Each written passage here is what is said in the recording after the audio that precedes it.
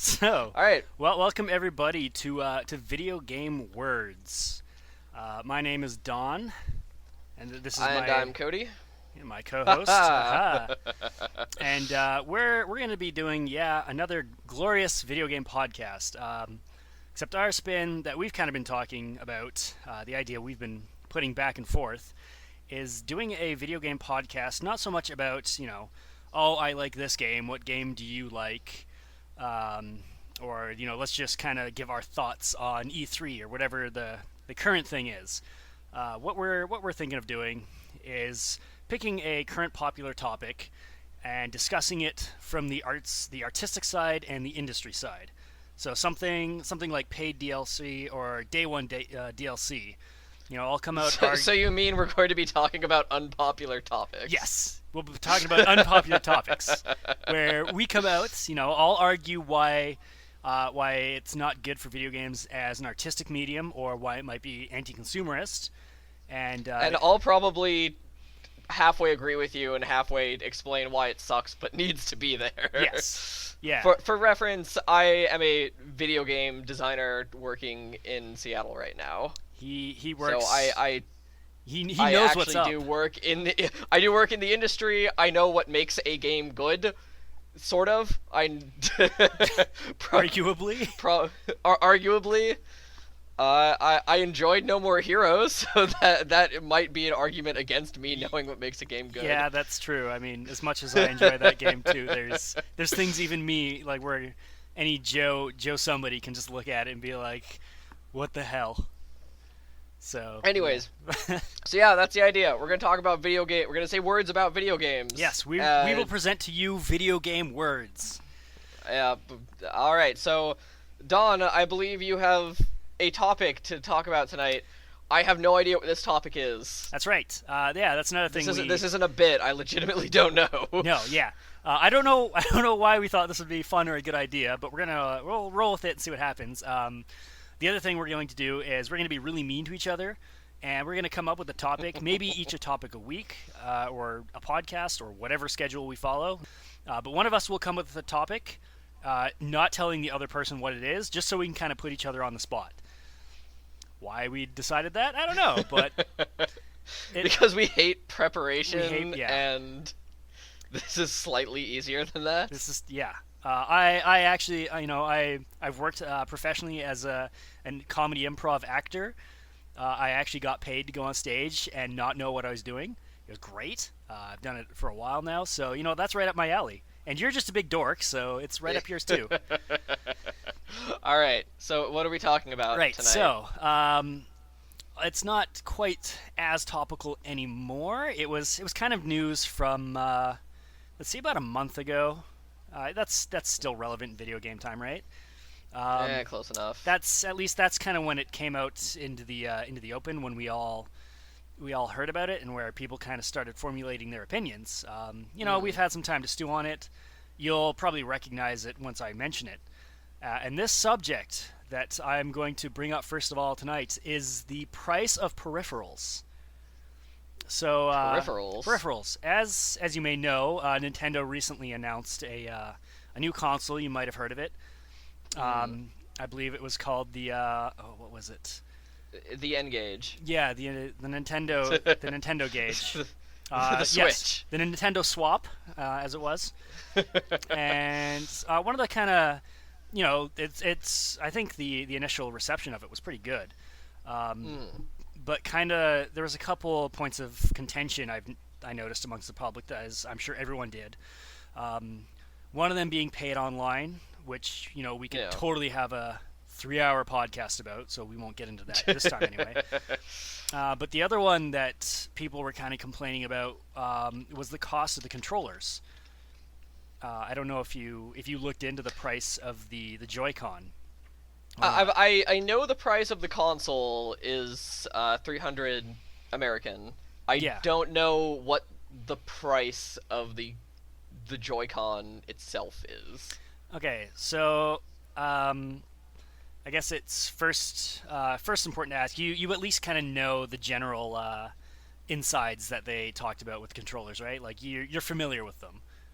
Did you watch More or less. I watched the big Nintendo thing about it, where they revealed all the different games and talked about just general stuff with it. I know it has HD Rumble, which means nothing, and I have no goddamn clue how that's going to have any impact on anything. It's kind of weird. Other than HD Rumble, I don't really know much more about the innards of the things. I know that they have was it infrared on them? I believe something like that. Yeah.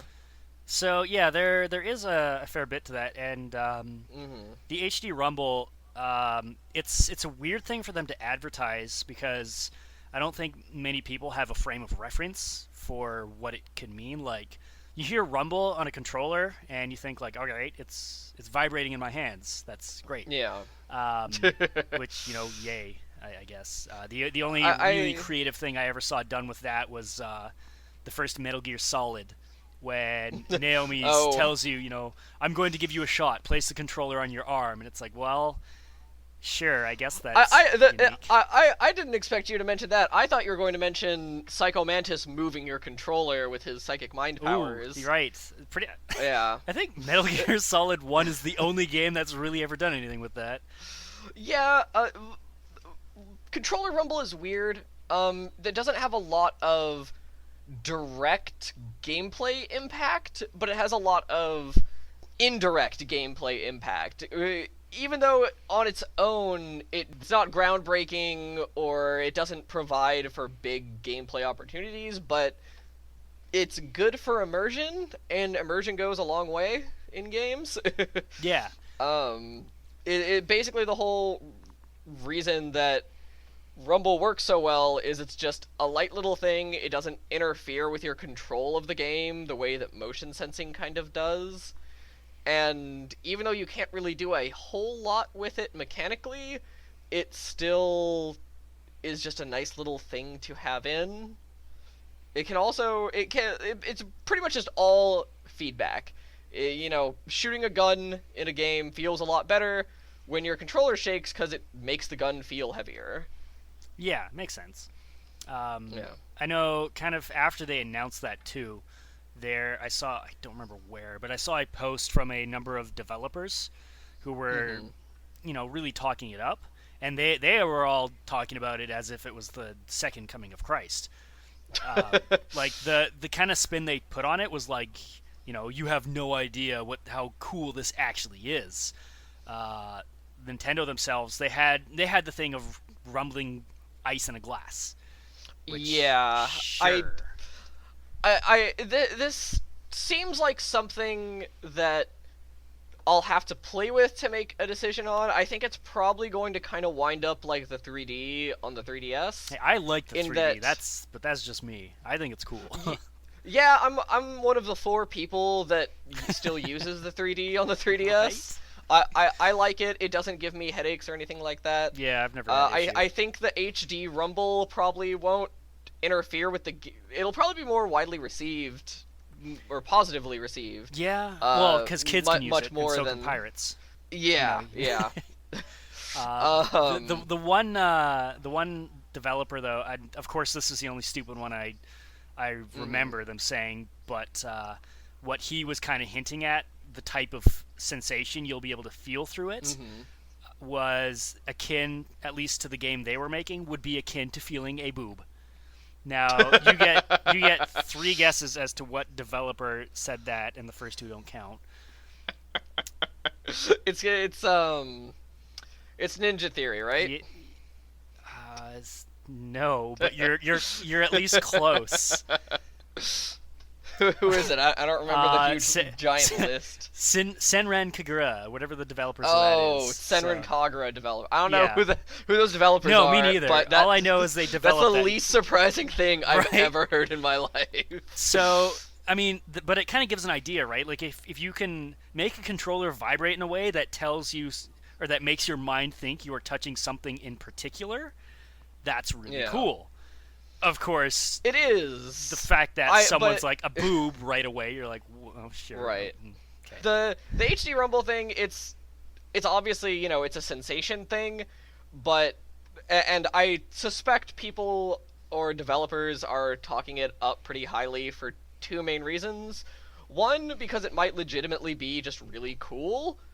Uh, I can't really personally think of any major gameplay stuff it could do, but there's a couple, but yeah, like there are some things, and I'm sure we'll get into that in a sec. The other major reason that I can see for developers talking up how great it is because they want to sell their games that they're making for the Switch. And if you're gonna come out and say, play my game, you can feel boobs, then every hopeless nerd out there they're gonna be all over that. Not even just the you can feel boobs aspect, but the it's so realistic. It's unlike anything you've ever seen before. You have to try it. Yeah. They want to sell their game, and also there's a little bit of cynicism in me in that gamers get really excited for things like way more than they should. Yep. And developers are gamers. But I mean, even then, like that specific example, it's stupid. And again, like I said, I don't know why that's the example I remember. Probably because the other ones, I don't think they gave any really specific examples. Maybe they did. Maybe I'm just being an idiot, or maybe I was just kind of so shaking my head at the Senran one that I won't ever forget it. But I mean, if you could, feel the sensation of like you're using a bow and arrow, and when you shoot the arrow, you feel the feathers between your fingers. Like something like that could be really cool.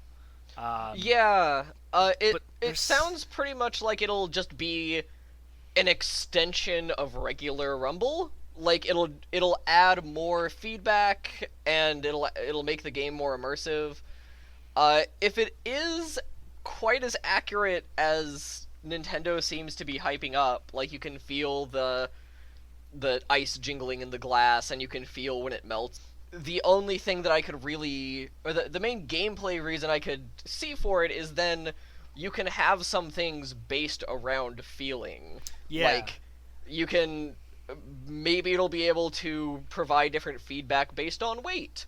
Or you can, like, jingle a can to try and tell what's in it, I guess. Yeah, the one that I was thinking, did you play Metroid Prime 3? I did not, no. So there's segments in there because, it was the Wii. They were hyping up the motion controls and all that. So there was a number of like airlocks and things you had to open, doors you had to open, where you had to reach in, grab a handle, turn it, and push it back in. And it was pretty, like, it worked well with the movement. It was stupid because yay. I mean, I guess, but it still felt kind of satisfying. But I mean, if they kind of went in that same direction, something like Indiana Jones, where do you remember? Have you seen those movies? Oh yeah, he uses the bag of sand to swap out for the idol. Or I believe it's in the second one when he's with Short Round. I think it's Short Round. They're in a chamber and the roof is coming down, and there's the girl. She's outside. Oh, she has to feel reach through in the hole, and it's full of bugs. Like something like that. If Resident Evil 7 makes its way on there, and you have to reach into into a hole and grab something, and you feel things against your hand, that could be really cool. That could be really cool. I don't know. I don't have the confidence in HD Rumble to be able to do that. Yeah, me neither. But maybe if it was like a Power Glove. Yeah. All of HD Rumble, that would probably be really cool. Especially when combined with VR. Yeah. But maybe HD Rumble is that good. Like, who knows? None of us have tried it, and there's no real frame of reference for it other than the Rumble pack. Jingling ice in a glass of water. So that was, really giant tangent anyway. So, but that's kind of one of the big innards in there. And the other things about the Joy-Cons that they really hype up is when you buy one, you essentially get two controllers, because you can take it apart and each person, so you have, two controllers, you have the, the joystick, the 4 buttons. There actually are L and R buttons on the inside, which I had no idea. I thought that was really cool. Yeah, I So thought that was pretty neat. I guess they need it because yeah, you're cutting the buttons in half. You got to add some kind of amount of buttons to I make think things still function. I think there might be two LNR buttons. There might be like a L1 Mm-hmm. R1. If Okay. I swear I saw that on some of the pictures. I might be misremembering that. Okay. But yeah, so like that's all there, right? You know, it's infrared. There's the HD rumble. You can take it apart. You essentially get two controllers. There Mm-hmm. is a fairly extensive list of features that come with a single Joy-Con. But Drop the bomb here. How much is the thing? $79.99. Ooh. Is that just for a pair of the little paddle things? Does it come with the dog looking thing to put them together into a single controller? So as far as I know, and maybe that's just the Canadian price. I don't know because our dollar's Mm-hmm. absolute garbage. Let's see. Well, this website. Oh yeah, $79.99 USD. You can buy the individual left and or right Joy-Con Mm-hmm. controllers for $49.99 US dollars, Okay. which is that's kind of what the Yeah. standard controller cost is, which hurts me deep down as a someone who grew up with the Super Nintendo and NES. Yeah. Let's see. Yeah, it does come with the weird little dog face thing, if I recall correctly, Okay. or maybe not. Yeah, I'm looking on Walmart.com and it looks like it's just two paddles I for $80. yeah, I think it does. I think it comes with the straps, but they're only Yeah, black. yeah. So yeah, That that's a big point of contention, and I mean, it's understandable because well, some people argue for it in that you're buying two controllers for 80 Mhm. bucks, so you're only really paying $40 for them, right? But at Uh, the same time, you'll probably need both Joy Cons for certain games because I yeah. can't imagine the Breath of the Wild, for instance, not Mhm. having a D-pad because if you're using just the Joy-Con, you don't have those extra four buttons of the D-pad that you would get normally, right? Well, So this is kind of the thing. I don't know if this is an outrageous price. Well, I don't know the most about specific hardware costs. The what I assume the bulk of this price is probably whatever the HD Rumble is, especially if it's as good as everyone says it is. yeah, Uh, but I don't agree with the logic of you're getting two controllers. And the weird thing with this is this the Switch is really really weird. Um, the fact that one controller kind of doubles as two half controllers. So you were saying about, Breath of the Wild, you probably can't play it with just one of the little paddles.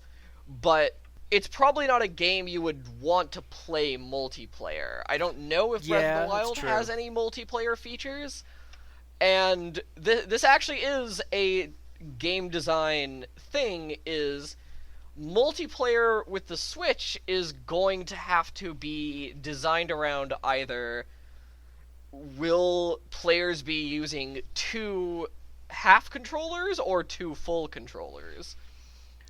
When you make a game for one of the major companies, the big three of Sony, Nintendo, and Microsoft, you have to pass what's called certification. People generally just called cert. What that means is when your game is done or you think it's done, you send it to Microsoft, Nintendo, or Sony. You pay usually several $1,000s, and then you wait a month or two, and they will get back to you saying your game is bug free.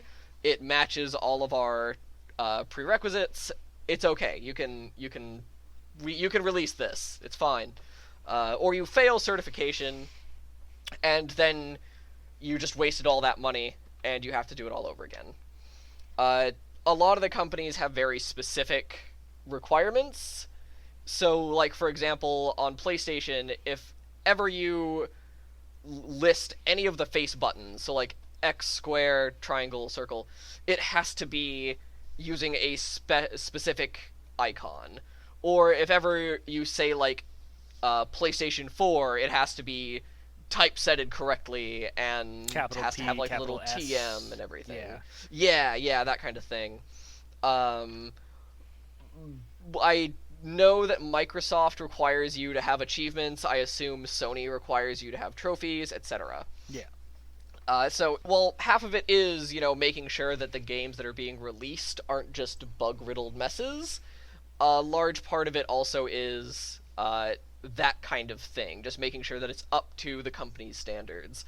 And I would be very interested to see what the Nintendo Switch is, or what Nintendo's certification prerequisites are for the Switch, because they could very well say, if you want your game to have multiplayer, it has to support just using 2 paddles or 4 paddles or whatever, Right, instead of just 2 full controllers. It might very well be that Nintendo doesn't care and you can just use 2 full controllers, but then that kind of runs into a sticky spot of, say you buy say Platinum makes some fighting game and you want to buy it because Platinum games rule and everyone should go buy every Platinum game. You go buy the new Platinum game, and it turns out that you call all your friends over, you're all excited to play, or you want to sit down with your roommate or boyfriend or girlfriend to play this piece of garbage, and like you just everyone go buy Platinum games, and then everybody you're gonna play buy this piece of garbage. Everybody go buy Platinum games. They're garbage. They're great. The point I'm trying to make here is you could very well sit down with a multiplayer game thinking that your 2 paddles are fine, only to find out you need 2 full controllers. And that's why I'm probably wagering Nintendo will force in their certification that any local multiplayer needs to be done with at least paddles. Or at least have the option, like... Right, need to at least have the option of paddles, which that is actually a game design thing that people need to be taking into consideration, because that will absolutely affect how games are designed. Because if you were just using 2 paddles, or if you're using 1 paddle instead of 1 full controller, you have way fewer buttons and way fewer options, and that is absolutely going to limit game design. And so really the problem, I've kind of been rambling a little bit here, but the point I'm trying to make is, if you were mentioning, like, say you want Breath of the Wild, you're not going to be able to play it with just 1 paddle. How many multiplayer games are you going to be able, or are going to need more than just 1 paddle? Is kind of the real question. And it's a weird thing to think about too. Like in my household, we have 4 people. Me and my one roommate. We're both gonna buy a Switch. We've pre-ordered and everything because we're giant man children, and we still love Nintendo and everything. But then that's kind of one thing I've been thinking about, because we all play a lot of multiplayer games together. Right now, we're basically going through the entire Tales of series. And so between the 2 of us, we just kind of so happen to have 4 controllers on all the systems we've been playing it on, so it's worked out. But then when it comes to the Switch, the fact that it's great because we're both getting a Switch, which comes with the 2 Joy-Con controllers each. So technically, we do have the 4 Joy-Con controllers, which is awesome. But then, what's going to happen if we get to that game that requires, for multiplayer, even couch co-op multiplayer, for everyone to have their own actual big full controller? Like that's a combined total of $160, half the price of the not in Canada, I guess. I guess it will be here too. half the price of the console for 2 more controllers. So right. What I'm short answer is, I don't know. We kind of just gotta wait for time to tell.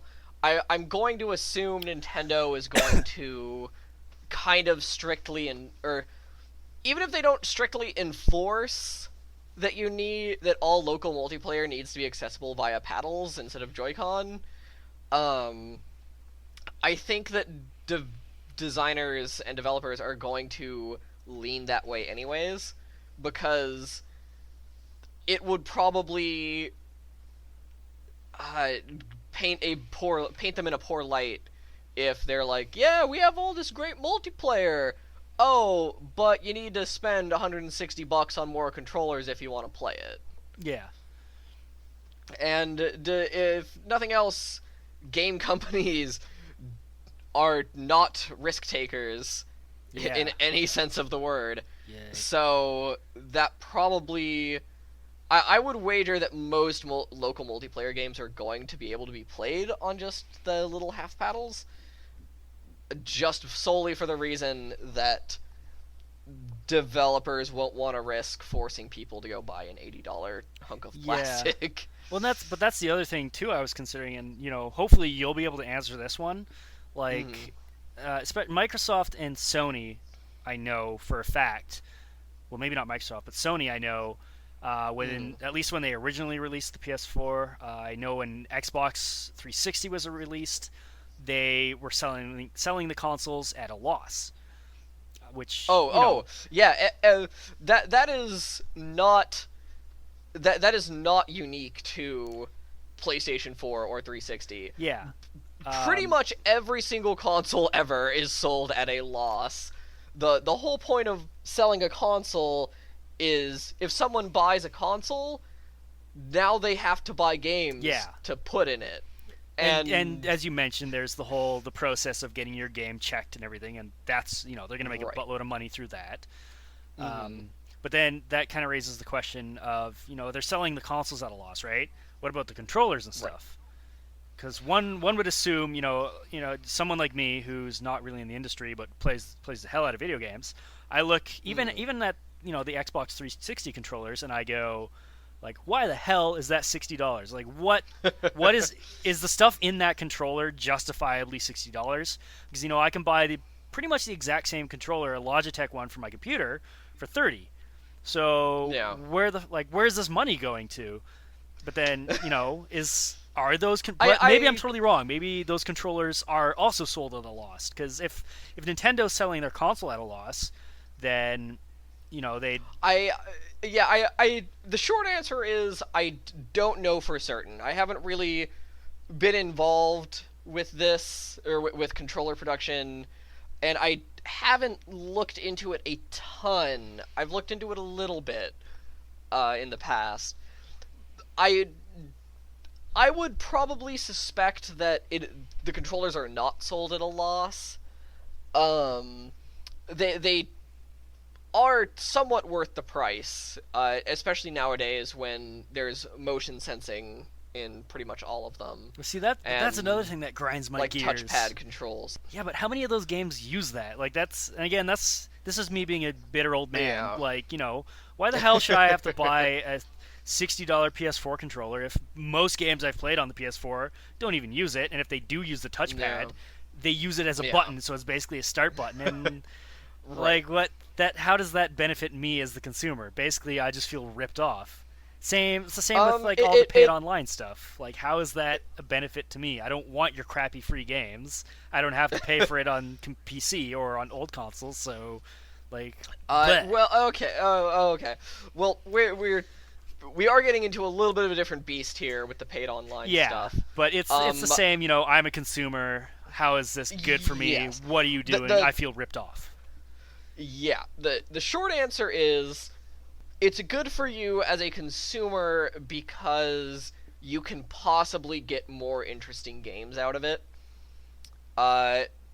That's kind of the very, very short version of the answer. Note that I said you can get more interesting games. It doesn't necessarily mean you do. Oh man, maybe I can actually feel those boobies next time I punch that ninja. It'll be great. Exactly. maybe. Like you mentioned, when you're developing for a console, you have to kind of follow all those guidelines, and a lot of them are the gimmicks of the controller. Mm-hmm. If you kind of think back to, and I noticed this in particular with the Castlevania series that was on the DS. The Dawn, I freaking love those games. Order of Ecclesia, not so much. I'm the only person on the planet who didn't really like that one. But anyway, in Dawn of Sorrow, there was. Did you play Dawn of Sorrow at all, or just Aria of Sorrow? Let me Google Dawn of Sorrow. Dawn of Sorrow was the no, one I did that not had... play Dawn of Sorrow. Okay. I played Aria of Sorrow. Okay, so yeah, Dawn of Sorrow was the DS direct sequel to that one that had the super anime style that pissed everybody off, and it was hilarious. It's personally, it's my favorite of the portable Metroidvania, Castlevanias. I really liked that one. But one of the dumb gimmicks in it that I admit is kind of stupid was when you beat a boss, you had a circle pop up on the screen, and you had to draw a glyph to seal them. And if you failed it, then they regained a little bit of health. You had to keep fighting them, and it would continue ad nauseum until, if I said that right, until you finally did it right. Until you finally drew the shape right. And then the very first one's a very simple shape. It's like a V. And then the next one's kind of like a lightning bolt. And then by the end, you're drawing a circle with a star in the middle. And but by the end, you have to draw the Mona Lisa. Yeah, pretty much. And by the time Order of Ecclesia rolled around, I honestly couldn't tell you if there was any touchscreen functionality in that because I don't remember. I know I know there was a little bit in Portrait of Ruin. I don't really remember what, but I do remember it kind of being there. But then by the time Order of Ecclesia rolled around, just nothing. And I think kind of motion controls on the Wii were the same thing, right? Like when the first ones came out, you had to have some stupid waggle in there for something, even if it made no goddamn sense. I agree that you had to. I doubt that you had to for certification purposes. Maybe there was some amount of certification that like your game requires at least one waggle, one waggle per hour quota, but I don't know for certain if that is the case. Yeah. I think probably what it more is like is when a console first comes out, devs and designers want to play with the new toys it has and be the first ones to do some cool new gimmick in their game with the cool new gimmick of the console.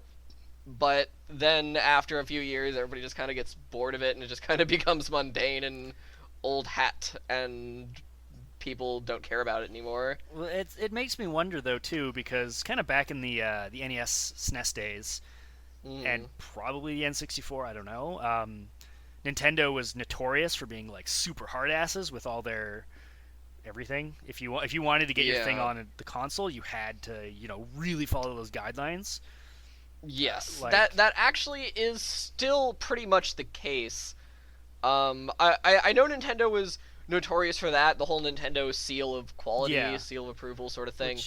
The thing is, though, Nintendo was notorious for that because nobody else did and back then. As like hard-ass and kind of unnecessary as it might seem, that's probably the reason why we actually have video games, is because they were like, stop doing this, stop making Custer's Revenge, and well, it's compared to like the Atari age, Nintendo was absolutely really strict on stuff. Compared to now, it was pretty much the norm. They were probably less strict on it back then, honestly, than they are now. Interesting. It seems like they've kind of, at least again from the outsider looking in, who has no idea how that would work in the industry. The fact that it was so prevalent at the beginning of the DS and the Wii's lifespan, and then less so now, kind of makes me wonder if, especially with the Wii U's kind of struggling sales, if they realize maybe, we have to take a step back and stop trying to hammer people so much, or... I doubt that. Most of the third-party stuff is probably just developers just growing bored with the gimmicks and being, okay, let's just make more traditional games. Some of that might be like the designers themselves getting excited for a new mechanic and then eventually growing bored with it. What I suspect it's more of is probably the higher-ups in those companies going, okay, there's this new Nintendo console called the Wii. Everybody start making a game that looks like you're jacking off. Well, yeah, well, it's more like, okay, this Wii game, or this Wii console, every household has it. If you crunch the numbers, there is 2 Wiis for every person in America. That's not true. But the point is, the Wii sold like 60. It sold 80 trillion consoles. So every developer was like, we have to, we gotta use the waggle. We gotta, like, I don't know this for certain. I was not working in design at that time, and so, I've talked to plenty of people who were, but not specifically about this. But just from what I know now, I suspect it probably wasn't much of Nintendo forcing the waggle on developers. The waggle I'm sure happened. there was a little bit. It probably was like, you need to include some kind of motion control in your game. That's probably all the restrictions it was.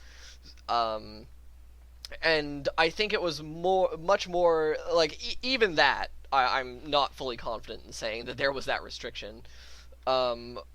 Actually, now that I think about it, I was in game testing then, and I was involved with some certification stuff with the Wii, and I don't remember there being requirements for motion controls. Oh man, are we really that old? Yeah. Oh, Jesus. But anyways, I think it really is just more the developers, all the companies were excited about it. The higher ups in all the companies said, we gotta get the thing. We gotta have the hip new thing. And then, you see this a lot in mobile games, much more. I mean, you see this everywhere, really, but it's really the most obvious in mobile games. Like, after Pokemon, or like after Flappy Bird came out, there were 80 billion Flappy Bird God clones. damn it. What? After Clash Royale got big, there were 80 billion Clash Royale clones. After Pokemon Go got big, there have been 80 billion Pokemon Go clones. Really? I'm like what?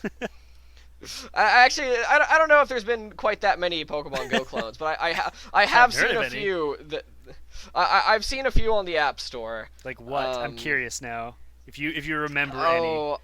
I don't remember any off the top of my head. Digimon went? No. That's not. Okay, tangent here. I hate mobile game names so much. I work for a mobile game company. I hate the names of everything so much because everything is like Champion Heroes. Ah, yes. Like that. Heroes. Champion Heroes. Pick That's two probably words. a name of a game on an app store. Somebody make it now. Like, this is the fault of free to play being the norm on mobile gaming. God, this is a weird tangent. Okay, so I'll make this quick, so I'm not taking up too much time. Candy Crush. Everyone wants to be Candy Crush. Everybody clones Candy Crush and makes game names that are similar. The point being that if someone tells their friend, "Hey, I played this candy game. That game sounded fun. I don't remember exactly what it was called, like yeah, I know what Candy you're Smash or Chocolate Crunch or something like that. Let me look it up." And so then you search for something kind of similar to Candy Crush, but not exactly Candy Crush. And then that's why if you look on the App Store, every game sounds like every other game. It's that's like the Chinese knockoff syndrome, basically. It really is, but it works. Yeah, it really, really works. Okay, Flappy Bird, everybody went crazy over Flappy Bird. Somewhat recently, everybody has gone crazy over Crossy Road. What? Why would you ever name a game Crossy Road? Why? It plays nothing like Flappy Bird. It's basically Frogger. It's Frogger with a retro pixel style. No, of course. Which Frogger has. So yeah. So it is just Frogger. It's Frogger from a different company. It's Frogger, but free to play, so you can spend money on it. Of course. And it's called Crossy Road. Nobody would ever name a game Crossy Road for any reason ever, because that is the dumbest freaking name. But Flappy Bird was popular, so you think of, verby noun, and then you got a game name. City Chair, brand new game on mobile, free to play, all about sitting in a chair. City Chair, number one on the App Store. Well, then by this logic, they should have called it Fiery Emblem. Fire Emblem. Yeah, it's called Fire Emblem Heroes. I made a joke about Champion Heroes. See, you just slap heroes in the name of any game and it'll sell well on a mobile. Okay, I'm done yelling. The point is, develop higher ups in companies are quick to jump on fads and what is popular because they want to make money off trends, of it. Yeah. Yes, the memes. The memes. Thank you, Metal Gear. They're quick to jump on what's popular because they want to make money off of it. So that's why when a new game console comes out or a new handheld comes out, everything uses its gimmick, and then after a few years or maybe even a few months, games wean off it pretty quick because at that point the excitement over the gimmick has died. It's more about, okay, let's just make a decent game. It's while I talk crap about mobile gaming, this is absolutely true of console gaming as well. Look, for example, after Grand Theft Auto 3 came out, there were all the billions of GTA clones. Suddenly everything was open world. Look at once Call of Duty got popular and Gears of War, everything was just brown and gray cover-based shooting or first-person shooting. After Minecraft got popular, everything was retro art style building games with mine or craft in the name. Yeah. It's just kind of how things work in the industry. It's the same of every industry. You just follow whatever is popular and hope you can make money off of it. And occasionally somebody makes something that isn't like that, and then it becomes the new thing to copy off of. Look at all the superhero movies in Hollywood. Don't even Look get me started. Look at a couple years back. Look at all the children's fantasy books that suddenly got turned into movies because Harry Potter was making all the money in the universe. Remember the Aragon movie? Remember that beloved thing? No, nobody does.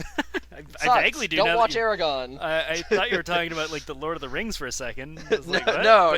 Now I know what you're talking about because I remember seeing the kid preview with the blue dragon. Yeah. And being like, wait, isn't that? Huh? It's the exact same confusion I'm feeling right now. Yeah. Red Letter Media touches on this way better than I do. It's the what do we got sort of mentality. Like they made the series of unfortunate events. They made Lemony Snicket, that's the same thing. They made Percy Jackson and the Olympians, I think it's called. I don't know. Golden Compass. You know, this is true of pretty much any major industry. Copy what's popular, and then once it's not popular anymore, don't do it as much. It's the same thing as in everything. It's just with video games, it's usually more about specific gimmicks. I want to point out real quick too. By the way, I had to go see if Champion Heroes was an actual game or not. It's not. Please tell me. No, damn it. But like, I mean, there's a lot of basically what you'd expect. Like, let's see, there's Hyper Heroes, there's Heroes Evolved, Heroes Charge, Heroes Arena.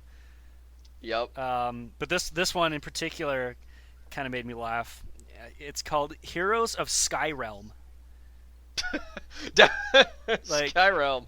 Definitely not Skyrim. Definitely not Skylanders. I mean, definitely none of those things. It's spelled in a pretty different way. It's Sky Realm. But I mean, at the same time, when you kind of say it, I mean, if you were gonna say to somebody, like, oh, I've been playing, Heroes of Skyrim on something or other, and then, oh, I found Heroes of Skyrealm. That's what he said. Yeah. Right? Yeah, my friend doesn't speak with his lips, so who knows? Maybe that's what he said. The app stores on mobile game, or both. This is applicable to both the Google App Store and the iTunes App Store. It's 100% just reliant on people not remembering what the right names are. That's kind of the point.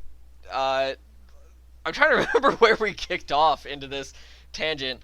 Right, you asked what the benefit to the consumer is about all this. Benefit to the consumer is that you can get some interesting games out of it. Going back to the cost of a controller, since that's kind of where this whole thing spiraled out from, I don't necessarily know if the cost really is justified. The benefit to the consumer for needing to pay that much for some controllers is that you have a second controller and maybe you can play some multiplayer games with it. I don't know. Are there multiplayer games you want to play? That sort of thing. The benefit to the consumer for paid online, because I remember you mentioned that. Oh, man, I did want to talk about we this. should I save don't that know. one for a different podcast, because I could complain about that. We could argue that one forever. We'll touch on it a little bit, because I think this is something that I hear a lot of people complain about a lot of the time, and this is 100% just... Okay. Literally everything in the video game industry boils down to, alright, but how much money is it going to make us? Like, literally everything is how much money is it going to make us. So, that sounds really cynical and mean. Like, I'm sure you're all picturing, like, Scrooge McDucks or Monty Burns. The really nice table in the sky-high tower with all the yes men sitting around it. It's EA. not that You're thinking of EA. You're thinking of EA, yes. it's the vast majority of the time it is not that malicious. Yes, even with EA, the vast majority of the time it's not that malicious. Video games are a business. They take a mind-bogglingly huge amount of money to make and advertise. And you just gotta make your money back on them. And we kind of got spoiled as gamers on the early days of the internet, when servers were either just like...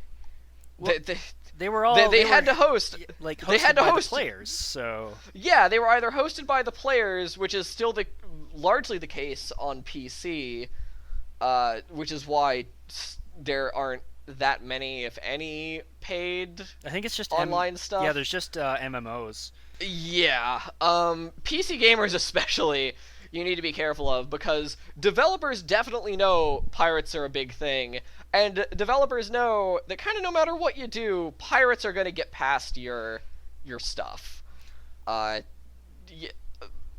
Obviously it doesn't work if it's like multiplayer. Like, it's hard to pirate a huge multiplayer game because, you need to check in onto the servers and all that jazz.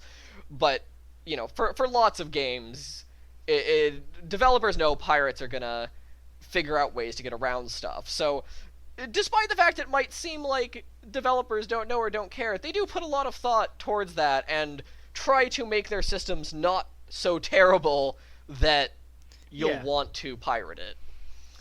I kind of think that we, like I mentioned earlier, we as gamers got spoiled from the early age of the internet, and by that I mean pretty much up until this generation of game consoles. The fact that Sony's they hosted PlayStation Network for free online online for free for so long was honestly really surprising. They kind of had to start charging for it, I'm sure, because it's really hard to understand quite how huge these online services are, both in terms of all the games they host and how much traffic they get and how many... Because it's not just people playing games online. Paying for PlayStation Network or Xbox Live also pays for all the servers hosting all your achievement and trophy data and all the games you can download. And see, that's where me, as like an old man gamer, that's where I get really annoyed by it, because I hate achievements. I think they're stupid. Like, for something, like a, what do you call it, an MMO like World of Warcraft or Final Fantasy 14. If I'm going to pay a subscription for that I can kind of get behind that, because they're constantly pushing out new content for me. And, sure, yeah, okay, that deserves my money, obviously. And I am playing on their servers. With game consoles, though, I feel like you would be hard-pressed to find a game on consoles today that actually have you play on a server versus peer-to-peer. So... why the hell, like, why would I have to pay to play on somebody else's Xbox? And, like, I know you're going to have to connect the server to redirect you to their console and this and that, but if more a lot of games actually are hosted on servers, like even games you wouldn't expect, like Dark Souls, that like Dark Souls and Demon Souls, you just connect to a person. Like it seems like it's hosted, like they're the ones hosting or you're the ones hosting or something like that. Because there's no server browser, you just connect straight to a person. Obviously, it's peer-to-peer.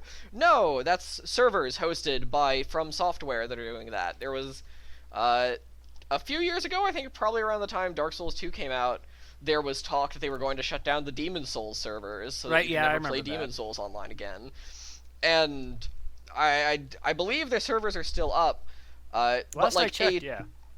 Yeah, there are a lot.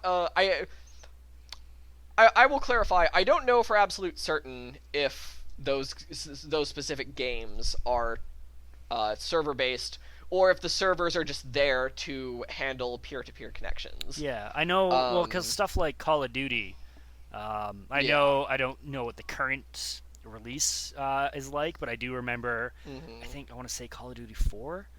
The first one on PS. I don't even remember. I never played them, but I remember my old roommate playing on the PS4, and I remember kind of watching a few of the games he played, and the latency you could expect from match to match was hilarious, because sometimes he connect, because one person's the host, right, and if that person has a good connection, great. But then I remember watching him play a couple where it was everyone was a ninja, because they just vanish all the time, and it was it was super frustrating to him, super hilarious for me, because this is like, wow, this looks horrendous.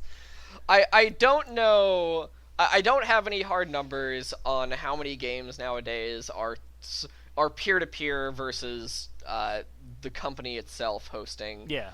I would probably wager it leans more towards the company. But I that's totally just me talking out of my ass. I don't know. I can see it depending that's just kind on of the my game intuition. too.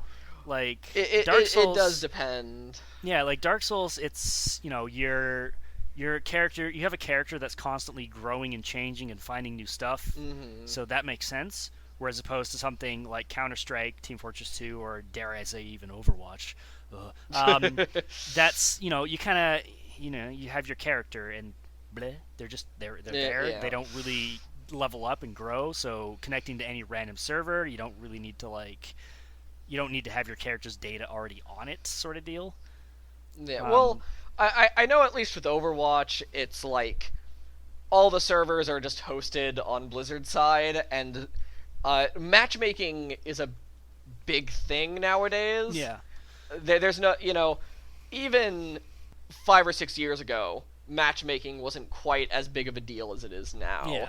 Yeah. Now it's really important for there to be decent matchmaking. And matchmaking is really complicated. Oh, yeah, I believe Even if it's just, you have an arbitrary number that says this is how good you are. You still have to search through huge swaths of players that are all searching for games and stuff like that for matchmaking. Yeah. And players get really mad when there's no matchmaking, because this isn't 2007 anymore, where you can just join a random CS server. Well, you can on Counter-Strike, but... Well, yeah, you still can. You obviously still can.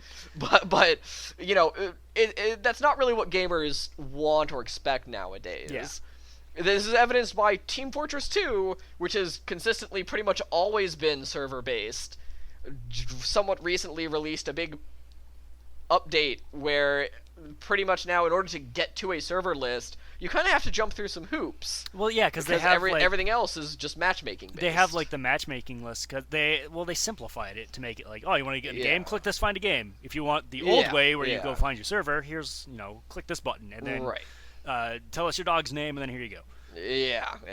I mean, hopefully someday though, if we can, you're in the industry, right? So maybe if you know somebody who's more familiar with the kind of networking side of it, maybe we can get them on to talk to them. Shed some light on it, which would be cool. I definitely don't want to go too much more on this one, because, like I said, we could talk for hours on paid online and online in general. We absolutely could. There is one thing that I do want to mention, or that I wanted to point out about something you mentioned. You said that with an MMO, you're okay for paying because you get constant stream of updates and it keeps the game running and all that. the same is true of paying for a console's online. You paying for Sony, or in the case of the Switch, Nintendo, to have access to online multiplayer, that is basically helping to pay for updates to the console to come out, updates to... It helps pay for all the updates to the actual games in a roundabout way, because if you're not paying for online, then Sony doesn't have money to host all the billions of update files that they need for all of their games and all that jazz. It is a little bit of a roundabout, but you are paying for content. It's just not as direct as with. It could also be content I don't particularly want, though, too. It could. It absolutely could. But yeah, it's kind of. I see what you're getting at, though. Anyway, so we did talk about the peripherals as planned. Yes. Tangents did go on. So we did talk about them. I kind of mentioned the price, and I shake my fist at those damn kids on my lawn, and you spoke about why the cost might be that way, and we had some discussion. Like, I think we kind of got all of that out of the way. Yep. But that being said, now that we're kind of at the end of this part, the price is up there. You've explained why. We've both explained some of the concerns, and it finally kind of boils. Totally wrapping back into this expert segue. Gotta ask: do you feel the price then of not just the Joy-Con, but at least first-party peripherals? Do you feel that those prices are justified, or like do you agree? Disagree? How do you feel? The Joy-Con is expensive. I think it's probably there's absolutely a reason for it. It's not Monty Burns sitting in his giant tower thinking, we could charge $40, but we'll charge $80 and get more money as he wrings his hands. That's not Monty Burns' voice at all. No, I don't know what that was. That doesn't happen as much as gamers like to imagine it does. Even with stuff that seems like it would, like Day 1 DLC and on-disc DLC. And we'll need to discuss that at some point. Yeah, that's another episode. I'm not even going to try to touch on that. We've had some pretty good conversations on that already. But the point is, developers, they know, or not. Yeah, big game companies, including Nintendo, Sony, and Microsoft, they know if they price something too expensive, people are going to be mad about it, and they're not going to buy it. And they're not going to. They also don't price things at like the limit. Like I assume I can't even say I'll assume. I know that Sony, Nintendo, and Microsoft all know we can price a console at this much and people will buy it without complaining.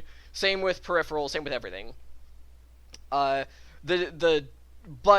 they probably aren't going to price it all the way up there because they don't need to. And as much as people don't think so, companies do care about their user bases. They don't want to piss people off. Yeah, they want to keep them loyal, right? So they can keep bleeding them.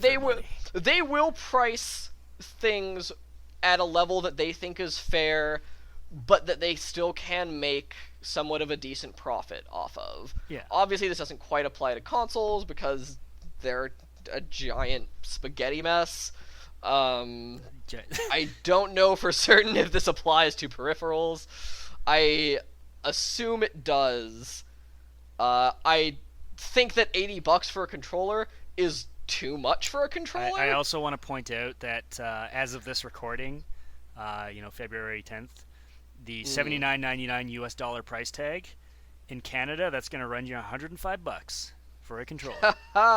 Great. Yeah, that's a lot of money. It is more than I would be willing to pay for a controller. I assume that it's priced that way because it needs to be. Because if it was priced for significantly cheaper, then Nintendo would just not make any money off of it. If they even are making any money off of it now, I don't know. It sucks that it's that price, and it will probably see price drops in the future. I don't know. It's Nintendo. I mean, think about how their games go. That's true. I've never really like paid attention to their peripherals or their consoles if they like when they price drop as opposed to their games, because their games never do. Yeah, I suspect that there will probably be some kind of price dropping. I imagine more what will probably happen is just Mad Cats. games will be designed more around the assumption that you only have one Joy-Con and you just split it in half. Yeah, I guess that's I think it's justified. I don't like it, but I think it's justified. To answer your question. All right, cool. Well, yeah. So a lot of people have been complaining about it.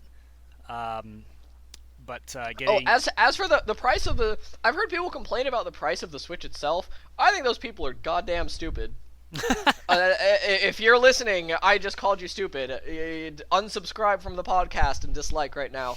No, we need subscribers. Subscribe, then you can unsubscribe or whatever the hell we get out of it. I don't even know. But I think the Switch is, all joking aside, I think the Switch is priced quite fairly. I think a lot of people are being really critical of the Switch's price tag because I think people are thinking of it more like a handheld. And $300 for a handheld is a bit on the pricey side, but like $300 is, I'm pretty sure it's cheaper than, or at least equal price to pretty much any other mainstream AAA game console at launch. Like $300 for a brand new video game console is quite fair, I think. Yeah, I've been surprised at how much. A lot of people try to argue, the tech is behind the X-Bone or the PS4, so therefore it shouldn't cost as much. But I mean, as far as just a new console being released, yeah, and Nintendo being Nintendo, of course, hasn't released all the specifications yet, so maybe they do have a Maxwell GPU in there that's going to make it awesome, or maybe they are using weird old, who knows. I do understand people being upset that for the hardware, it's probably not as... You probably are getting less bang for your buck compared to a PlayStation or an Xbox. But I think that in kind of the grand scheme of things, it is still fairly priced. I'm absolutely certain Nintendo is still, like, losing money with every Switch that's being sold. And I think $300 is a fair price point for a brand new game console. But that's just me. You are a big dork, so take it with a grain of salt, I guess. Yeah. So for anyone kind of listening who's had their own opinions on it and felt strongly one way or another, hopefully the discourse we've had has kind of given some more information, so you can maybe you've changed your mind a little bit, or maybe you're more firm on your stance. But I at least me, I feel because I'm very headstrong and very opinionated and stubborn and an idiot. So I fully understand kind of feeling really passionate about something, but at the same time, I like to think that given more information, I can change my opinion. So, hopefully for anyone else listening too who, even if they were just confused and unsure, hopefully having some more information, and especially coming kind of from the inside or just knowing from the industry now will... Hopefully they'll, at least if nothing else, be more educated so they can stand more firmly by their opinion and not just stay by it because it's theirs. Or we made things worse and our ramblings have confused them further. Entirely possible too, yes. So who knows? So I think kind of each podcast we do, we're gonna try and kind of pick one subject, something big going on, or at least something that's kind of stuck out in the industry for a long time, something that's, like I mentioned, paid online. I think that's something people are going to fight about until we're all drafted to fight in Trump's war. I've of course I jest, but I think it's something that is going to be fought about forever and ever. So Trump's war, you mean? Yes, of course. Jokes. All right. So, we'll try and kind of pick one thing we think we could fight about amongst ourselves forever, and just again get some opinions, get some information out there, and then we'll move on to there about a little more standard podcast format and just talking about a bit about games that we like. I don't know. We both have fairly eclectic tastes because we're definitely not the dude bros. We're kind of like a weird part way between the old jaded niche. Speaking of dude bros, I've been playing Doom lately. Perfect segue. Yes. We're not dude bros. Now let me talk about this first-person shooter I've been playing. So yeah, if you care more about hearing us talk about industry stuff and things like that, you can probably tune out now. If you want to hear more about the games itself, I will say, you can tune out if you don't want to just hear about industry stuff. But I generally talk about games more from the view of a game designer, about how well mechanics work with each other and what supports one another and stuff like that. So if that sounds interesting, you can keep listening. Yeah. Keep listen to the whole podcast, every podcast. Subscribe, like, comment. I don't know. Yeah, I like to think I'm a designer because every gamer ever does, but we're not. No.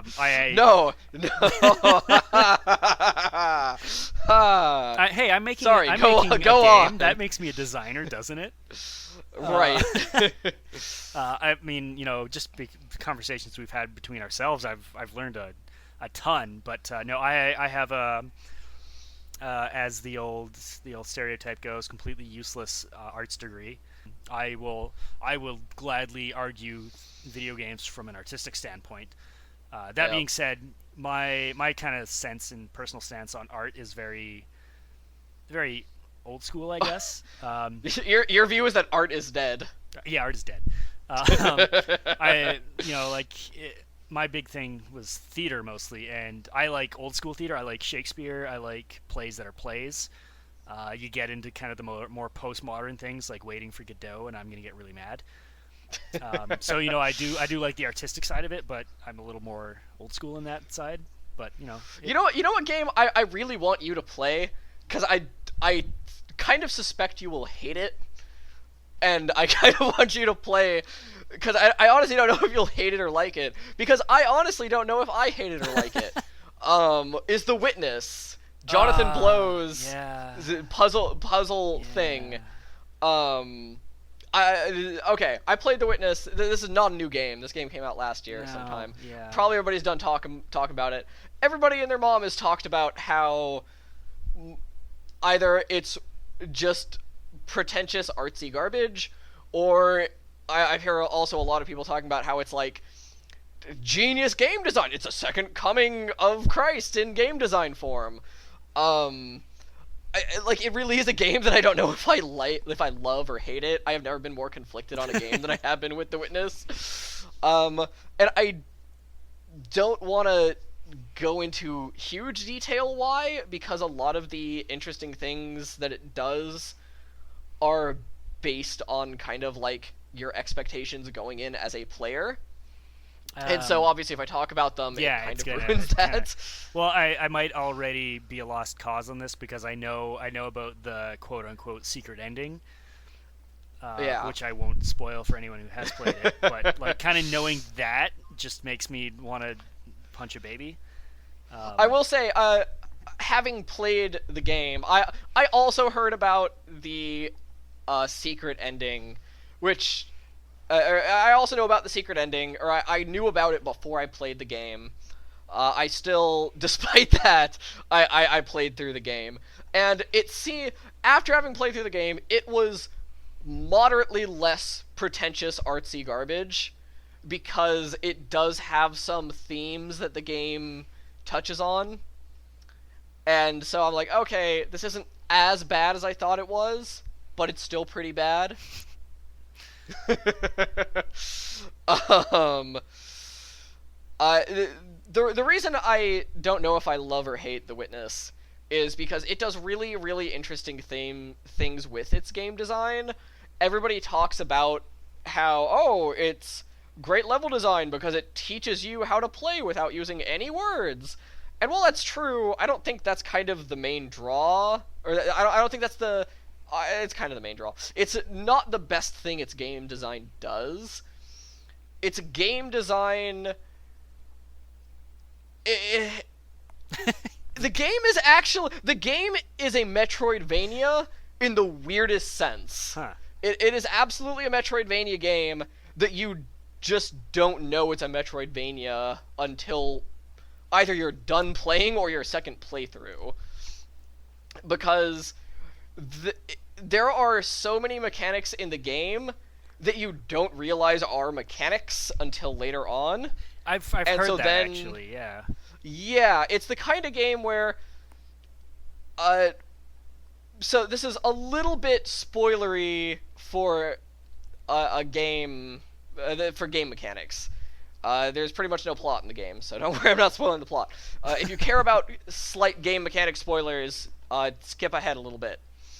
But that, like, in the very first area of the game, not the very first, you start in, like, a dark tunnel, but the first open area you go to, you go out of a tunnel into, like, a castle courtyard. In that castle courtyard, there are 2 puzzles that you cannot complete or know how to complete until you have beaten almost every other puzzle in the game. And you don't even realize that those are puzzles until you have beaten almost every other puzzle in the game. Interesting. And I think that's kind of cool. This is the one part about The Witness that I really like, is because it does really neat stuff like that. And I think that should hopefully be what other designers take away from The Witness. I don't think many of them will. The puzzles are neat in the game, but what the game really does is... the puzzles are neat, and a lot of people are focused on it teaching you how to complete those puzzles without telling you, but the really cool thing that the game is doing that I don't see talked about a lot is that the game teaches you to look out for things that you didn't know you were supposed to look out for, if that makes any sense. Not a lick, but go on. I'm trying to be as vague as possible here because if I explain it, then it defeats the whole point. I am picking up what you are putting down. Yeah. Also, weird thing. This isn't a game design thing. This is more into what could laughably be called the game's story. But the game feels like it's got kind of like a pretentious, artsy kind of story to it. But so okay, it's got artsy story that's full of meaning and symbolism. So let's think about what this symbolism is. And it's like, when you start thinking about some of the themes of the game itself, it's like making fun of you for playing it. Like, a lot of the themes are about, like, people doing things that they don't like to do because they can. Oh. Which is basically... Well, that's basically like, mobile gaming, isn't it? Which is basically mobile gaming, but it's also The Witness in and of itself. The game has 80 trillion puzzles in it, and at some point you're probably going to get... You will absolutely guaranteed 100% reach a puzzle you don't like at some point in the game, but you're going to keep trying to do it because it's there, and you have to do it because it's there. Yeah, and for someone like game... me who has to do things when I'm playing a game, which is amazing that I'm not a Chivo And the game Ward, kind what few dialogue there is in the game, some of it really heavily hints towards berating that kind of mentality. And so it's like, I don't know if I love or hate that. Because on the one hand, it's kind of funny that it's berating you for playing it, but on the other hand, it is not fun to play a lot of the time because of that. I feel like I just play the game and then want to get in a fight with it. Like, yeah, you and me outside. It's cool. That is how I feel. I want to fight the Witness. I love and hate the Witness. God damn it! All right. Anyway, yes, you were going to talk about Doom. So I was going to talk about Doom. Everybody's talked about how great Doom is. It's a good game. I'd recommend people play it. It's got some big problems to it that I don't see people talking about too terribly much. Everybody seems to focus on the upgrade system as the main downside to it. And while I do think it is kind of a downside and probably could be done much better, The real problem to me is just that you spend a lot of time just wandering around trying to find secrets and looking at your map. And granted, to be fair, this is a fault of the weapon upgrade system. Yeah, usually when I hear people complaining about the upgrades, that's kind of goes hand in hand with the pixel hunting, secret searching kind of thing. Yeah. It is, oddly enough, not nearly as pixel hunting as the original Doom. I guess I should probably explain. Well, the original Doom wasn't so much pixel hunting as it was pixel humping, because you just walked up to every wall and shoot every single wall, walk up to every single wall, and see mash the maybe space it'll button. open. Yeah. For people that haven't played the new Doom, there's a weapon upgrade system. The weapon upgrade system is pretty standard weapon upgrades. Their weapons have mods. You can power up the mods. The mods provide for large... Dead Space, the way the upgrades kind of work in that. I don't know. Maybe I've played very little of Dead Space. It's same kind of thing. I don't know exactly. Each weapon has its own upgrade tree, basically, which is like, kind of, yeah. You can upgrade capacity or range or width or whatever. I will give Doom credit. The upgrades are more creative than that. They're more interesting than that. And I will say, the vast majority of the time, whenever I get an upgrade, it gives me a new way to play with that weapon, which is good game design. Good on you, Doom devs. But they probably could have designed this stuff into the weapons from the start and not included a weapon upgrade system and just had all the weapons be like this from the start. For anybody listening who doesn't know, the Doom 2016 New Doom has a weapon upgrade system that is primarily fueled through finding the secrets in the levels. Secret, in massive air quotes, is a pretty loose term. It's basically an out-of-the-way area that you probably wouldn't normally go to unless you were specifically looking to go to an out-of-the-way area. This could be, like... This ranges from anything from, like, just a corridor that you can't easily see or that you don't need to go down, and if you go down this corridor, then you can find a secret, to, like, parkouring across some platforms that you don't need to like getting on top of an air duct and walking along and then jumping to a roof that's across from that, then going from an air duct on that, and then you find a secret. You can jump in this Doom? You can jump in this Doom. Clearly not Doom. You can Doom double anymore. jump in what this is Doom. This? What have the garbage game? Oh my god. Garbage game. It's not Doom. Get rid of it. Unless I'm running full speed off a cliff and just kind of clearing it, landing on another cliff. It's not Doom. But yeah, I don't want to spend a whole ton of time talking about this, but the main problem is that you get the vast majority of your weapon upgrade points from finding these secrets. So the best part of the game by far is the combat. Combat rules. It owns bones. It feels like Platinum Games made a first-person shooter. Oh man, why haven't they? I don't know, but they made Vanquish. Japanese. Vanquish is a third-person. Vanquish is a third-person shooter, third-person cover-based shooter made by Platinum Games, and it goddamn rules. It was my game of the year, whatever year it came out. Everyone listening to this should go play Vanquish. This is the third check from Platinum Games I've received this week to talk about their game. How much are they paying you? No, but seriously, Vanquish rules. Go find a cheap copy of it. I'm sure it's only like 10 or 20 bucks used. Vanquish owns. It'll be the most fun you'll ever have playing a third-person shooter.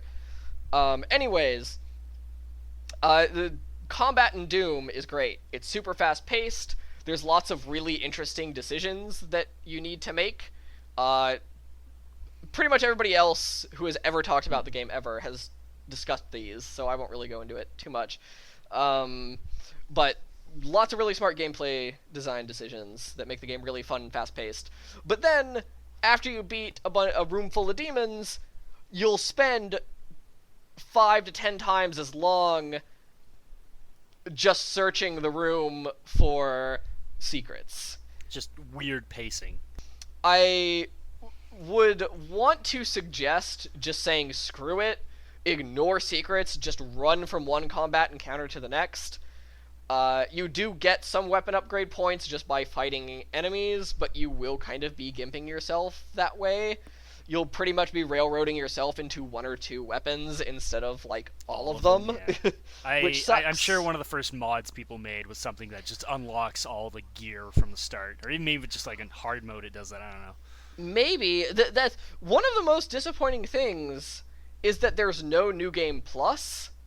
You can go back and replay levels just via mission select, but I think if you want to go up another difficulty, you might be able to. I don't know for certain. I'm fairly certain though that if you want to start a harder difficulty, you have to just start a new game. Yeah. So that means you have to start from square one, which means you got to just hunt out all the goddamn secrets again.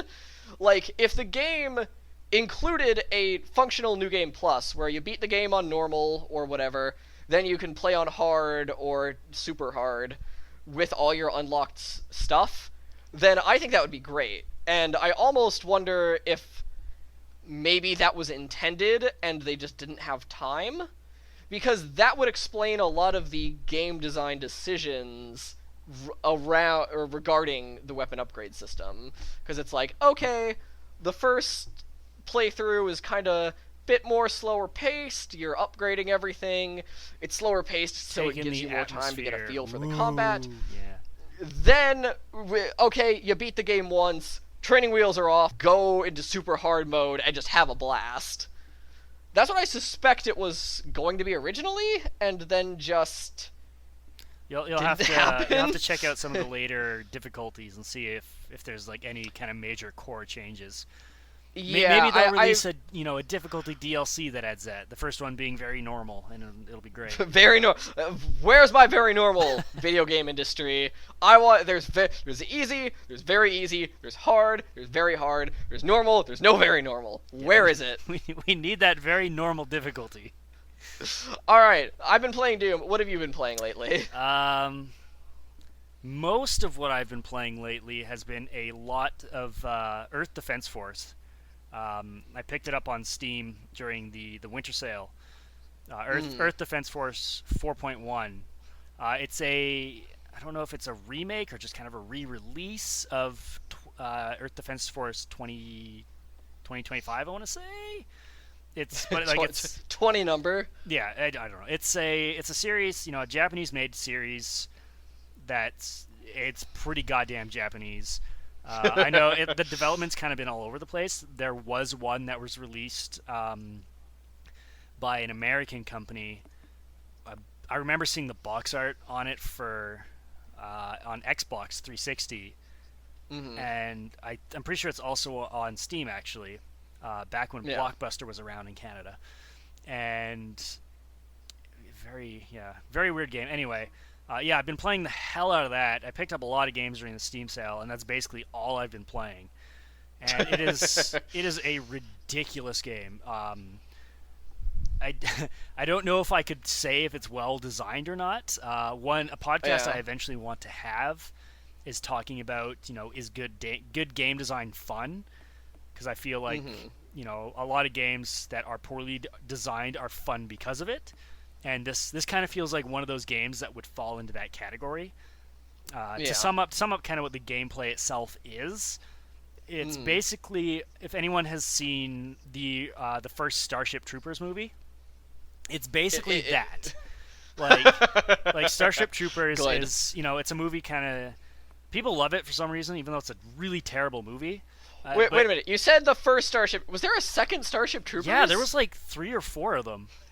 Really? Yeah, and like I need to see those. I bet they're awful. Oh, they're terrible. Like the first one was kind of campy schlock, and I remember when it came out, all my friends were basically saying the movie basically feels like a ploy to get people to join the army. Like it just feels like a really big weird army recruitment video. Yeah. But yeah, it's like paper thin plot. Oh, aliens are hanging around Earth and they're jerks, and then it's just a bunch of guys in army outfits fighting bugs. And that's basically... So they actually are bugs. Yeah, can you tell which one I'm talking about right now? Because that basically sums up both EDF and and Starship Troopers. So yeah, EDF. Great. It's basically there's aliens that have come to Earth, and they're giant insects, and they, even to the dismay of etymologists out there, when they call the giant spiders giant insects, you might make your blood boil, but they're all just giant insects. And same kind of deal, like basically you as the player, you pick your class, you get a bunch of weapons, and you go at it, and you go into a map, and there's like 1,000+ bugs, and you just sit there shooting them. And time to shoot them all. Yeah, and so, if you can kill them all, you live, you beat the mission. Great, you go on to the next one. And then while you're sitting there shooting everything, there's guys who kind of have radio conversations who try to tell the plot. And the plot's utterly ridiculous, but in a Starship Troopers kind of way. Like, it's so dumb that it's funny. And it's just, again, so paper thin and so easy, but at the same time, you can't help but giggle about it. And, like... and the voice acting is phenomenal, by the way. It's just like super corny, super cheesy. One of my favorite parts about the voice acting is that, like, because there's you on the map, but then there's also kind of NPC helpers, and if you get near them, if they don't have a leader, you'll become their leader, and then they just kind of follow you around and shoot stuff. And they have kind of a preset list of things that they talk about, except that they don't make any goddamn sense, and it's really funny. So, like, you'll be walking along, and they have the occasional things which can be helpful, like, we've been spotted. Oh, here they come. Yeah. Oh, I bagged one. Scratch one ant, and like stuff like that, right? Video game lines. Except that when you're kind of moving from one group to another, occasionally they'll talk to each other, except there's no real rhyme or reason to it. Essentially, Guy A will say one thing from a list of 30, and Guy B will pick a response from a list of 1 of 30. Except that they don't necessarily have to make any goddamn sense. So, like, I've had a couple where a guy is just like, oh, so how's your wife? And then Guy B goes, I'll kill you! And it's just like, wait, what? Or how dare you ask about my wife? Another good one I've heard was, I'm bored, let's go home early. And then the next guy went, we'll do that later. Just like, so they just kind of, we'll go home early later. Yeah, so like, and it can lead to some really funny moments, because you'll be sitting there like panicking because you're dodging stuff, trying not to die, and then you just kind of hear two people say something completely unrelated and stupid to each other, and then you just sit there giggling because it doesn't make any goddamn sense. But yeah, really funny. Gameplay wise though, the best, like, to actually sit down and play it, kind of the best way I can describe it is Contra. So especially Super Contra. Did you play Contra 3, not Super Contra. Did you play? Well, I don't even know if that's the same thing because there's Super C. Anyway, the Super Nintendo Contra. Did you ever play that?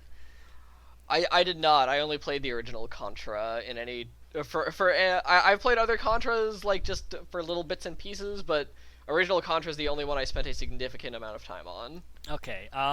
So it's closest to Contra 3 in that, and it's a little bit like the other Contras in that as soon as you're on the map, you basically can just hold down your fire button and never let go, because you have unlimited ammo. And good. Yeah, and it, like, I wouldn't have it any other way in this game, because, like, at first you're kind of like, well, that's weird, and I hated it in Overwatch. I think it's stupid there. But that's a whole different can of worms. But in this case, like, you get into a mission and you basically just shoot forever. Your guns have clips, so you kind of do, depending on the gun. You do have to reload. Yeah, like magazine. I don't know, whatever. Whatever.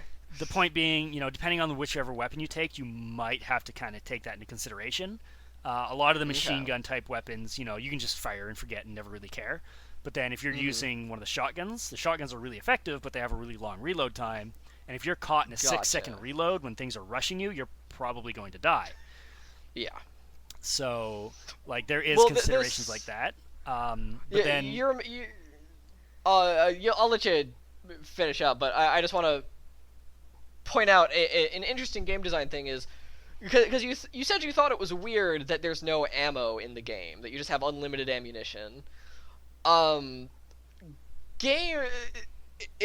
brings up an interesting point that, like, just because it's a shooter, you expect there to just be ammo because it's a shooter, so of course there will be.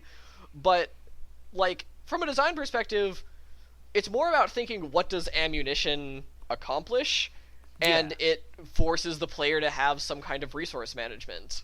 Yeah, and if you don't want your game focused around resource management, then you don't really need to have ammo all that much. Yeah, and so we've had some pretty good conversations regarding ammo in Overwatch and kind of the positives. We might just have to have an Overwatch podcast, because maybe. there's a lot of design stuff to talk about with Overwatch. In this case, though, I'm really glad there isn't, because the environments are destructible too, and it really adds to some hilarity and weird strategy.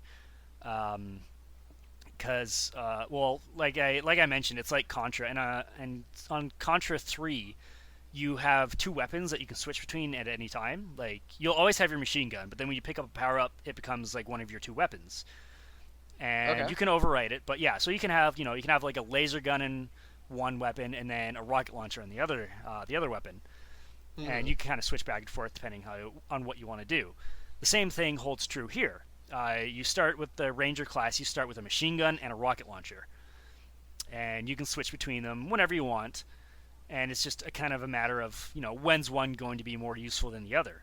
And the fact that the environments are destructible and you have unlimited ammunition, you can do some things like, I'm an idiot and I decided to play on hard right away, which you can do, and you can get away with it. But then, 7 missions in, I was like, no, I'm going to go play on hardest. Oops. Which the game goes, don't play hardest until you've beat the game, pretty much. Yeah. And I was like, nope, I'm doing it. And so me and my friends we've been playing with, we've gotten stuck on levels forever just because we're super under-geared. And so we have to come up with ridiculous strategies. And sometimes that strategy is, let's blow up every building on the map so we can see the enemies better.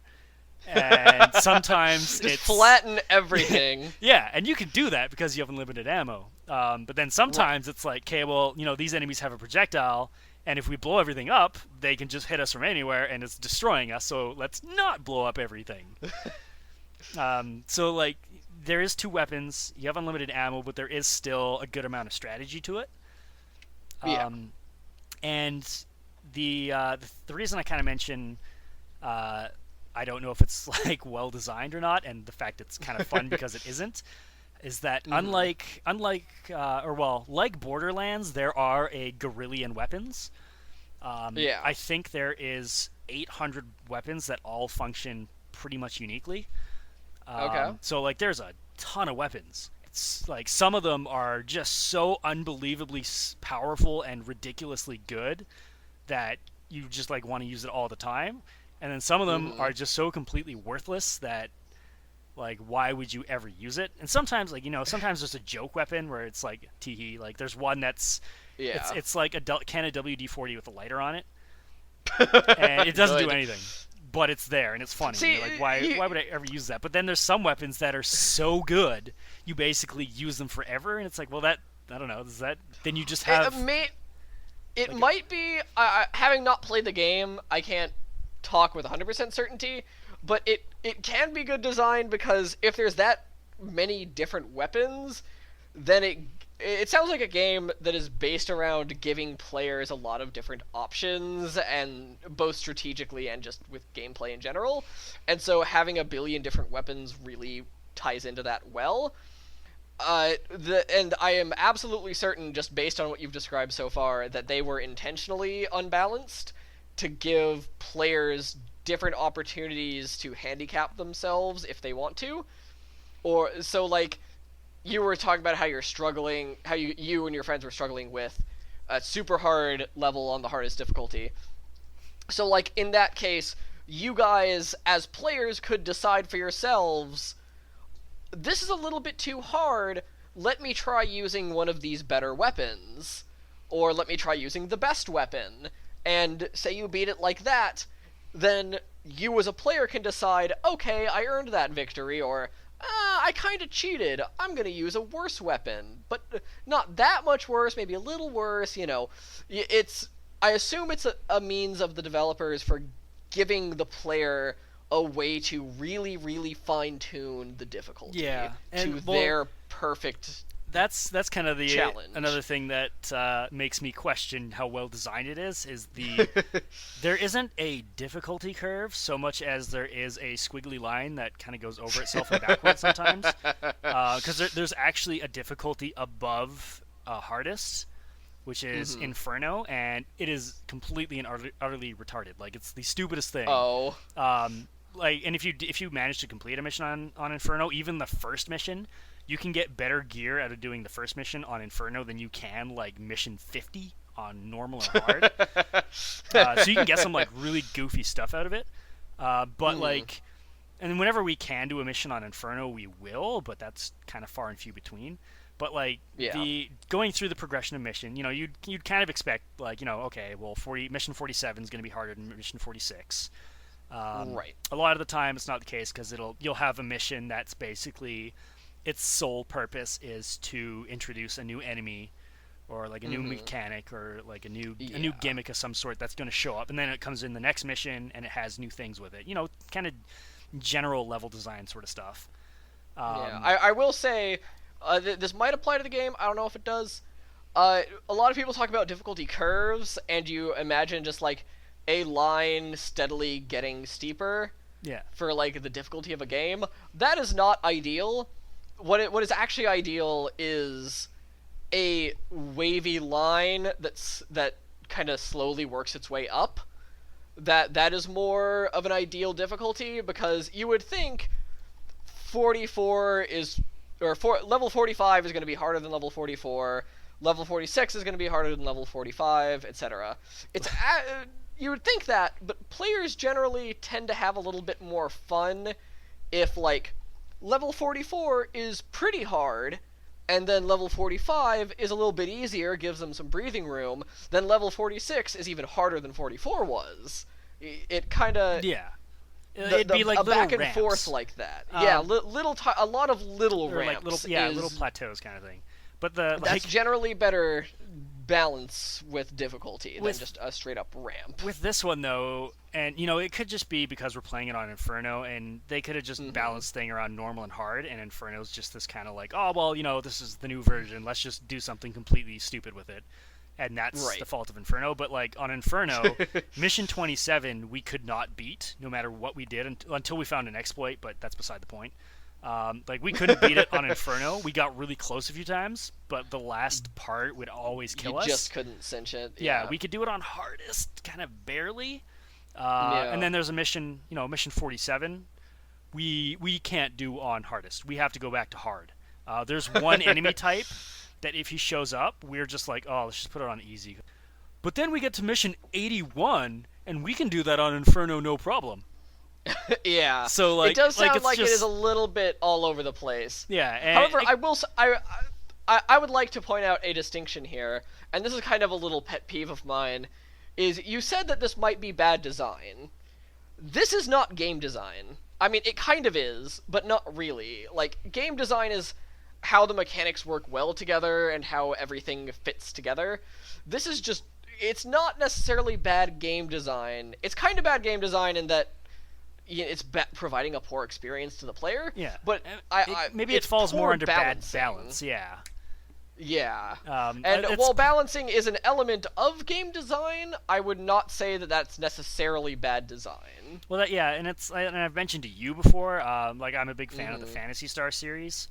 And I think Phantasy Star Online's a little more fun than Phantasy Star Universe, just because the rare weapons on the sequel, on Phantasy Star Universe, every weapon was just like a straight numerical upgrade, whereas Phantasy Star Online had rare weapons that functioned completely and totally differently than every other weapon in their like line of weapons.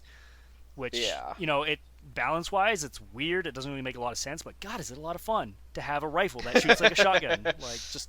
Yeah. Like, crazy stuff like that. But yeah, no, EDF, a lot of fun. If you can get some friends to play it, don't go in expecting a story.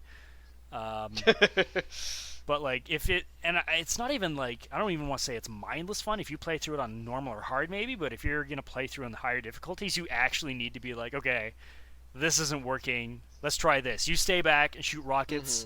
I'll take this really powerful close-range weapon, and I'll try rushing things. while somebody else blows up the buildings, and you have to do and it's a lot of fun. So you can definitely get your mileage with it. But normally I'm the kind of person who plays like 3 games at a time. But basically, this is all I've played. Yeah. I will have to check it out. It sounds rad. It sounds like a fun time. Yeah. If you police your own difficulty well enough. Yeah. You'll have to jump around. There is grinding because you weapon drops are random. Once you have them, they're permanent. You can just equip them like the pre-mission screen anytime. Okay. And the more missions you do, like you get drops that increase your maximum health permanently. They don't take effect till the mission's done. So there is a grinding aspect to it. But it kind of falls back into like the old dungeon crawling thing where you find a weapon and it's like, oh, maybe this is a rare weapon, and then you go back to the mission screen, you identify it, and it's like, okay, well, this laser shoots 5 and lasers it's garbage in a fan, and they all bounce. Like we found a laser beam that reflects off of things, and it shoots 5 of them, and it's like if you're playing, there's friendly fire, so if you're anywhere near your friend when you shoot it, they're just dead. Even if they're like behind you, you can shoot in front of you. It'll bounce off the enemy, go behind you, and kill your teammates. So, but it's the kind of friendly fire though where it's really funny because it'll be like, all right, well I have a rocket launcher and oh there it goes, it's going really slow, and then your friend accidentally runs in front of it and you kill everybody, and it's equally. I mean, it's frustrating when it's the NPC jumping in front of you and you're like, okay, I'm gonna shoot this guy, and then they just kind of step in front and they're like, what's up? Yeah. And then you kill yourself. But at the same time, watching your friend ragdoll 3 kilometers off in the distance is like, sorry. Always worthwhile. Oh yeah, absolutely. All right. Well, do you want to wrap it up? Call it a night? Yeah. We've been going forever. So, but I'm sure as we go on, we'll figure out our stride and exactly how much time. But there's so many video games and so much to complain about.